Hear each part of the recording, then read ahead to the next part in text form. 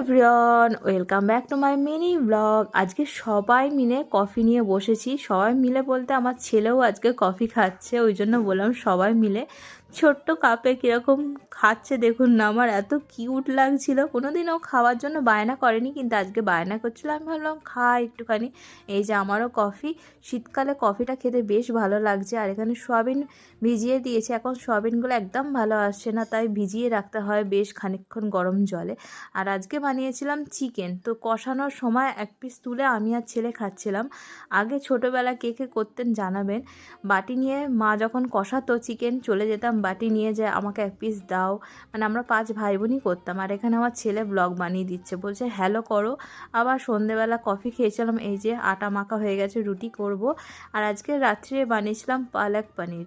এই বছরের প্রথম পালক পনির বানিয়েছি। রেসিপি আমি ব্লগ আপলোড দিয়ে দিয়েছি মিনি ব্লগে, অবশ্যই দেখতে পারেন। টাটা।